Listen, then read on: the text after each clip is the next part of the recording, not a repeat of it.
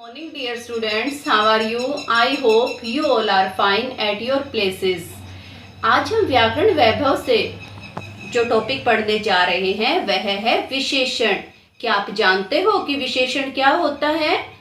जो शब्द संज्ञा या सर्वनाम की विशेषता बताते हैं उन्हें विशेषण कहते हैं। जैसे कि टोकरी में कुछ आम रखे हैं, तो यहाँ पर जो कुछ शब्द आया वह क्या है? विशेषण है। और आम जो है वह विशेष्य है। तो हम पहले विशेषण और विशेष्य के बारे में ही जानेंगे। हम उदाहरण लेते हैं कि आसमान का रंग नीला है। अब इस वाक्य में जो नीला शब्द आया है वह आसमान की विशेषता बता रहा है कि उसका जो रंग है वह नीला है। अब जिसकी विशेषता बताई जाए, विशेषण जिसकी विशेषता बताते हैं उसे विशेष्य कहा जाता है। तो ये इस वाक्य में जो आसमान है उसकी विशेषता बताई गई है कि उसका जो रंग है वह नीला है। सफेद गाय घास चर रही है। तो इसमें जो सफेद शब्द आया वह गाय की विशेषता बता रहा है, उसके रंग को बता रहा है। ठीक है, तो वह सफेद जो है वह विशेषण है और जिसकी विशेषता बताई गई है गाय की वह विशेष्य है। अब एक और उदाहरण लेते हैं कि रंग बिरंगी तितलियां उड़ रही हैं। तो अब आप बताइए मुझे कि इसमें विशेषण क्या होगा और विशेष्य क्या होगा, बताइए। यस, इसमें जो रंग बिरंगी शब्द आया है वह है विशेषण और जिसकी विशेषता बताई गई, विशेषता किसकी बताई गई है? तितलियों की। तो वह क्या होगा? विशेष्य होगा। ओके, तो विशेषण के चार भेद होते हैं। सबसे पहले है गुणवाचक विशेषण। गुणवाचक विशेषण में नाम में क्या आया है? गुण। पर इससे आप यह नहीं कि आप सिर्फ उसके गुणों के बारे में बताएंगे, नहीं, इसमें हम गुण, उसके दोष, आकार, रंग, रूप और अवस्था के बारे में भी बताया जाता है। ठीक है, जैसे कि रंग, रंग जैसे लाल, हरा, काला, पीला। अवस्थाएं जैसे बुढ़ापा, जवानी। ठीक है, और उसके जो गुण है वह क्या? जैसे कि मोहन ईमानदार है। तो इसमें जो ईमानदार शब्द आया है वह मोहन के गुण को बता रहा है। अब मैंने कहा कि रमेश बेईमान है या रमेश बुरा लड़का है, तो यह क्या हो गया? उसका दोष हो गया। तो गुणवाचक विशेषण में गुण, रंग, रूप, आकार, अवस्था सभी के बारे में बताया जाता है। नंबर 2 पर है हमारा संख्यावाचक विशेषण। संख्यावाचक विशेषण भी 2 प्रकार के होते हैं, निश्चित संख्यावाचक विशेषण और अनिश्चित संख्यावाचक विशेषण। जिसमें हमें निश्चित संख्या का बोध होता है उसे निश्चित संख्यावाचक विशेषण कहते हैं। जैसे कि कक्षा में 20 छात्र पढ़ रहे हैं, तो इसमें हमें संख्या का, छात्रों की जो संख्या है उसका आभास हो रहा है, उसका पता है, फिक्स है बेटा वो कि वह 20 है। अब मैंने दूसरा उदाहरण लिया कि कक्षा में कुछ छात्र पढ़ रहे हैं, तो यहाँ पर हमें संख्या के फिक्स होने का आभास नहीं हो रहा है कि वह कितनी है। तो यह क्या है? हमारा अनिश्चित संख्यावाचक विशेषण। नेक्स्ट आता है हमारा परिमाणवाचक विशेषण। परिमाणवाचक विशेषण भी 2 प्रकार के होते हैं, निश्चित परिमाणवाचक विशेषण और अनिश्चित परिमाणवाचक विशेषण। तो सबसे पहले हम परिमाण का अर्थ समझेंगे कि परिमाण का अर्थ होता है मापतोल। ओके, तो जहां पर हमें परिमाणवाचक विशेषण वह होते हैं जहां हमें संज्ञा या सर्वनाम के मापतोल के बारे में फिक्स आभास होता है वह निश्चित परिमाणवाचक, और जहां पर हमें उसकी फिक्स जानकारी नहीं होती कि यह कितने वजन का है या कितना है, तो वह होता है अनिश्चित परिमाणवाचक विशेषण। तो इसे भी हम कुछ उदाहरणों से समझते हैं। मैंने कहा बाजार से 5 किलो आलू लाओ। तो यहाँ पर क्या है? 5 किलो। तो हमें यहाँ मात्रा का आभास हो रहा है कि जो आलू की जो मात्रा है उनका जो वजन है वह कितना है? 5 किलो है।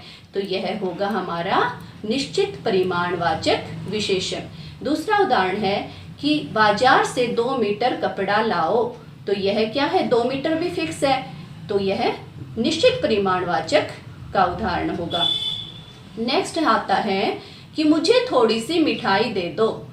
तो यह क्या हुआ, हमें यहाँ नहीं पता उनकी मात्रा का कितना है, उनका वजन कितना होगा।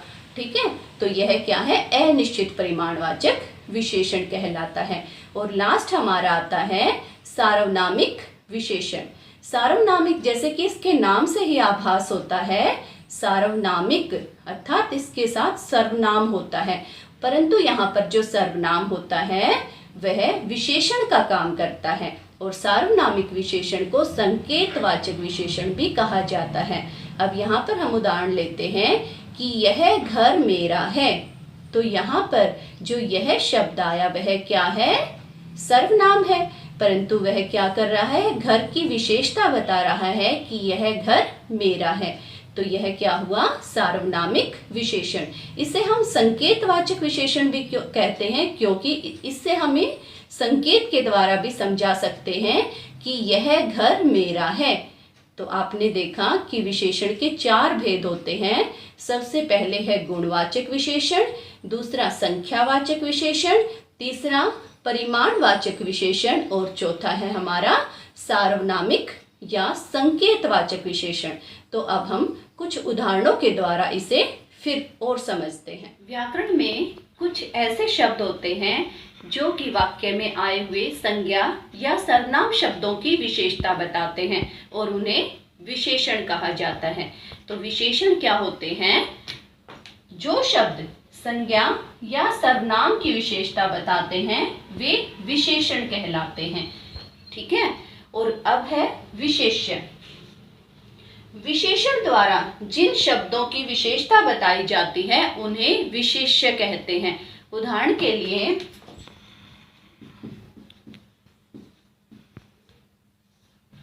सफेद गाय घास चर रही है।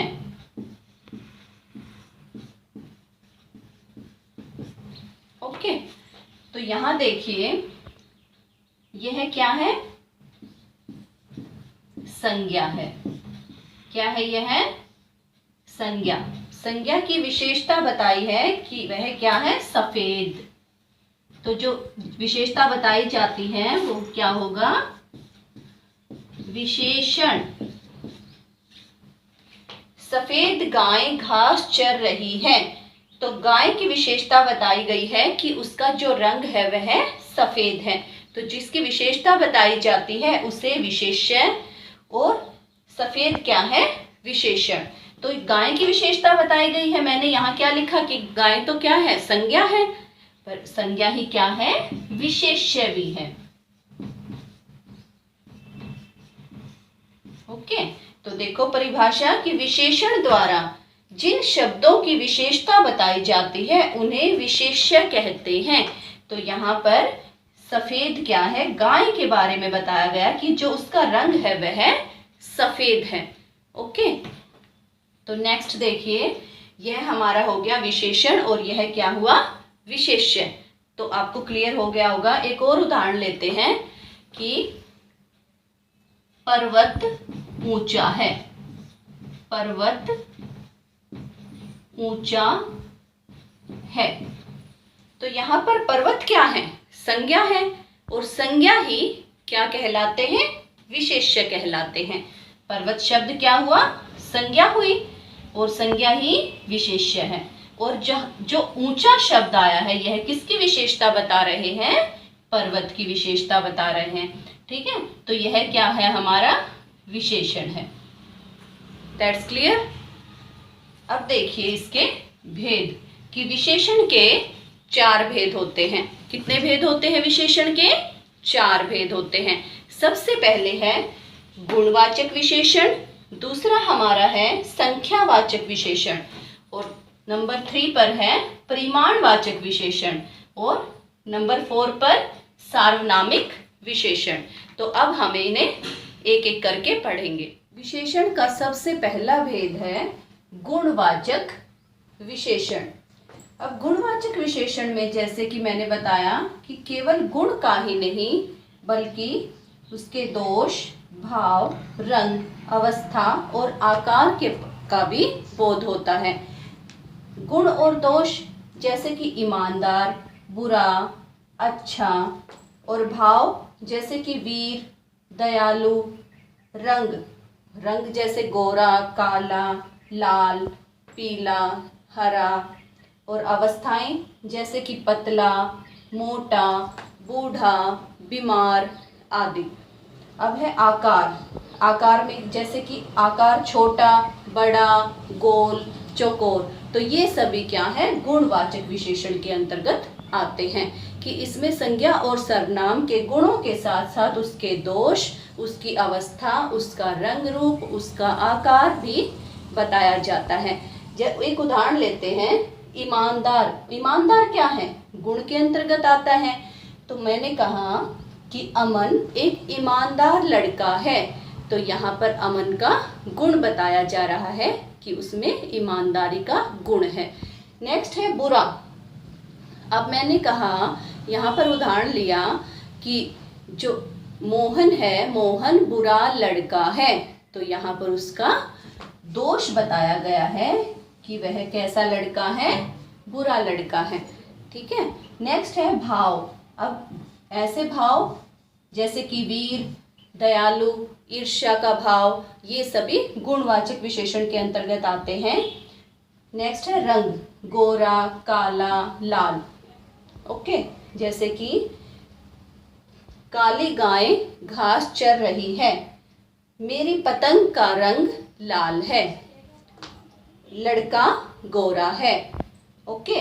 नेक्स्ट है अवस्थाएं। अवस्था में क्या आता है, जैसे पतला, मोटा, बूढ़ा, बीमार। मेरे दादाजी बूढ़े हैं और वह बीमार हैं। जैसे पतला, मोटा, वह बहुत मोटा है, वह बहुत पतला लड़का है। नेक्स्ट है आकार, जैसे छोटा, बड़ा, गोल। पृथ्वी गोल है और पेड़ बहुत बड़ा है और पौधा बहुत छोटा है। ठीक है। तो ये उदाहरणों से हमें क्या पता चलता है कि गुणवाचक विशेषण के अंदर केवल उसके गुण नहीं बल्कि उसके दोष, आकार, अवस्थाओं का भी हमें बोध होता है। नंबर 2 पर है हमारा संख्यावाचक विशेषण। जिन विशेषण शब्दों से संज्ञा या सर्वनाम की संख्या का पता चलता है उसे संख्यावाचक विशेषण कहते हैं। और संख्यावाचक विशेषण 2 प्रकार के होते हैं, एक निश्चित संख्यावाचक विशेषण और दूसरा अनिश्चित संख्यावाचक विशेषण। जिसमें हमें निश्चित संख्या का बोध होता है वह निश्चित संख्यावाचक विशेषण होता है, और जिसमें हमें संख्या का निश्चित बोध न हो वह अनिश्चित संख्यावाचक विशेषण होता है। चलिए कुछ उदाहरणों से समझते हैं। जैसे कि 4 मित्र, 7 दिन, 2 कुर्सियां। तो यहाँ पर देखो संख्या निश्चित है 4, 7 और 2, तो हमें यहाँ पर क्या हो रहा है, निश्चित संख्यावाचक विशेषण का बोध हो रहा है।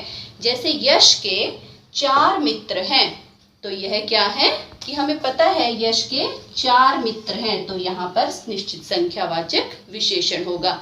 नेक्स्ट है 7 दिन। सप्ताह में 7 दिन होते हैं, तो यह भी क्या है, निश्चित संख्यावाचक विशेषण है। और लास्ट हमारा है 2 कुर्सियां। यहाँ पर 2 कुर्सियां रखी हैं, तो यह क्या है, जहां पर हमें निश्चित संख्या का बोध होता है वह निश्चित संख्यावाचक विशेषण कहलाता है।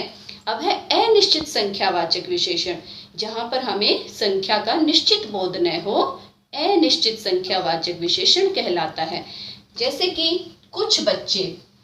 कुछ बच्चे मैदान में खेल रहे हैं, तो यहाँ पर हमें यह पता है कि बच्चे मैदान में खेल रहे हैं, परंतु यहाँ क्या शब्द आया, कुछ शब्द आया, तो हम उनकी संख्या को निश्चित तो कर सकते हैं, गिन तो सकते हैं, परंतु अभी हमें उनकी संख्या निश्चित नहीं है कि वहाँ पर कितने बच्चे खेल रहे हैं, तो यह क्या होगा, अनिश्चित संख्यावाचक विशेषण होगा। नेक्स्ट है बहुत सी। मेज पर बहुत सी किताबें पड़ी हैं, तो हम किताबों को गिन तो सकते हैं, परंतु अभी हमें यह नहीं पता कि उनकी संख्या कितनी है, तो यह क्या है, अनिश्चित संख्यावाचक विशेषण है।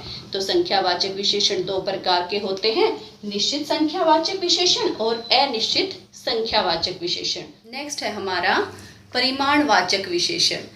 परिमाणवाचक विशेषण में क्या होता है, कि जिसमें वस्तु की मात्रा और उसके मापतोल का बोध होता है उसे परिमाणवाचक विशेषण कहते हैं। और परिमाणवाचक विशेषण भी दो प्रकार के होते हैं, निश्चित परिमाणवाचक विशेषण और अनिश्चित परिमाणवाचक विशेषण। अब निश्चित परिमाणवाचक विशेषण जहां पर हमें निश्चित मात्रा का बोध होता है कि वह कितनी है। और परिमाण का अर्थ क्या होता है आपको पता है? परिमाण का अर्थ होता है मापतोल। क्या होता है? मापतोल। ओके। और निश्चित परिमाणवाचक विशेषण जैसे कि उदाहरण देखते हैं, 1 लीटर दूध। मैं 1 लीटर दूध लाई, तो यहाँ पर क्या है, हमें पता है कि उसका जो 1 लीटर दूध में क्या है बेटा, कि यहाँ पर हमें मात्रा का बोध हो रहा है कि इसकी मात्रा कितनी है, फिक्स है, 1 लीटर दूध लाई। नेक्स्ट है 2 मीटर कपड़ा। रीना बाजार से 2 मीटर कपड़ा लाई, तो यहाँ पर क्या हुआ, निश्चित परिमाणवाचक विशेषण हुआ, क्योंकि यहाँ पर हमें मात्रा का बोध हो रहा है कि यह फिक्स है कि यहाँ 1 लीटर दूध आया और यहाँ पर 2 मीटर कपड़ा।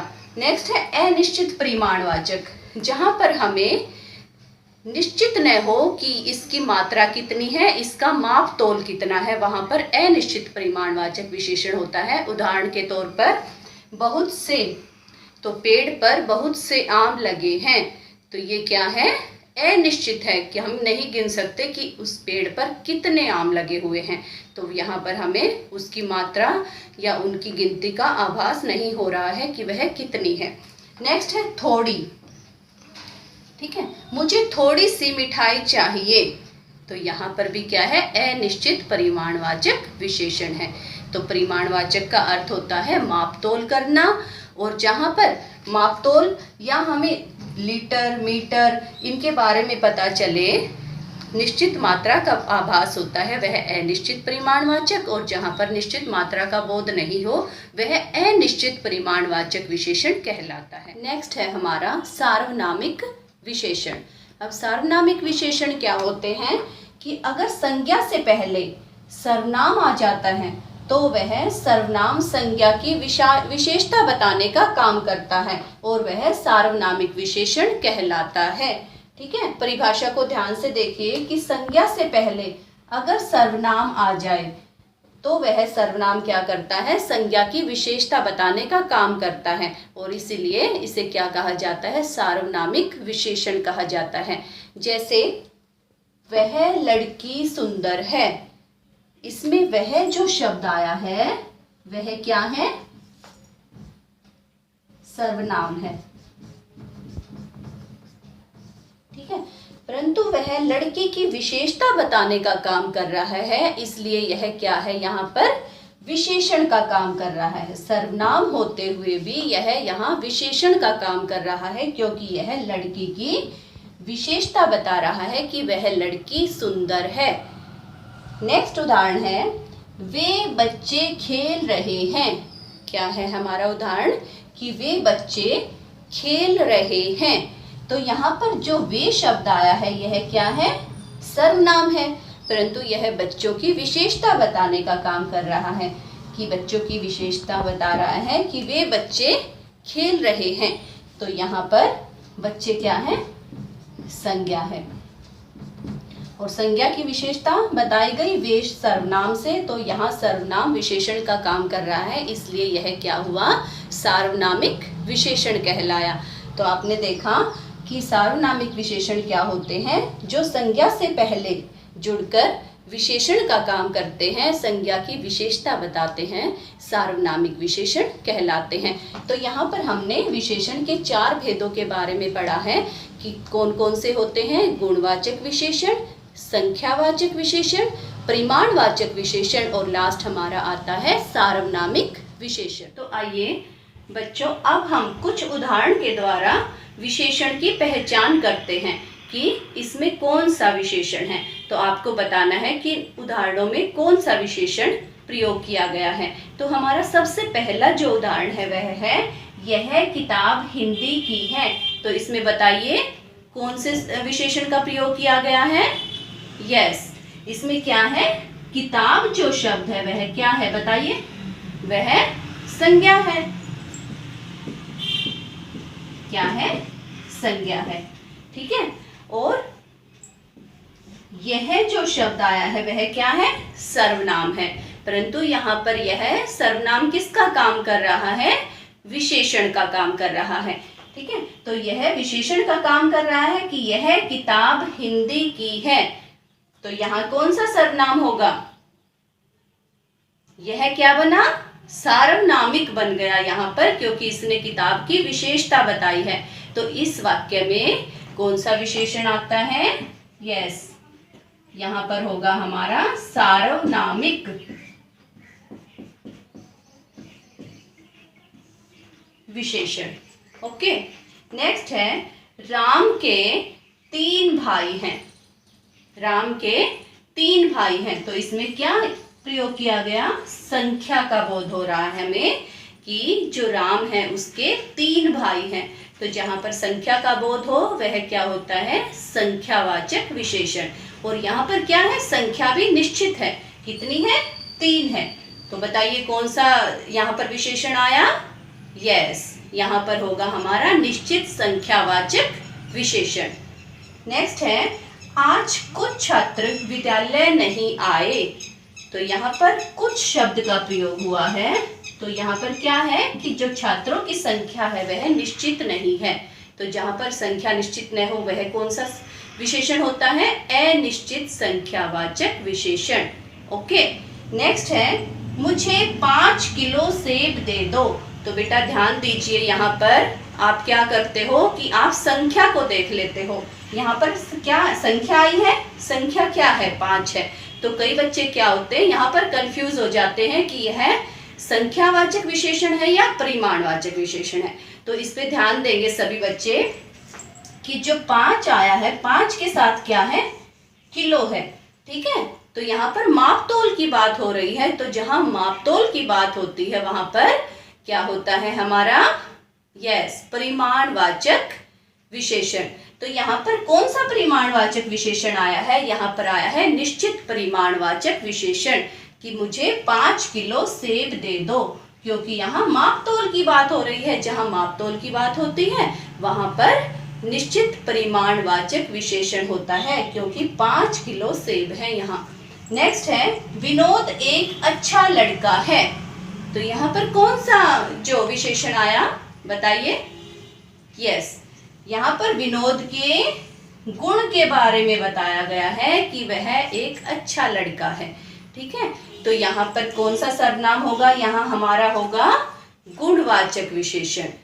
तो आपने समझा कि इन वाक्यों के द्वारा कि इसमें कौन सा विशेषण प्रयोग किया जाता है। आपको ध्यान रखना है कि जहां मापतोल की बात की जाती है वहां चाहे संख्या हो, वह मापतोल को हमें ध्यान रखना है कि यहाँ परिमाणवाचक विशेषण आता है। और जैसे कि जिन संज्ञाओं को हम काउंट कर सकते हैं, जैसे कि भाई, तो भाई क्या है?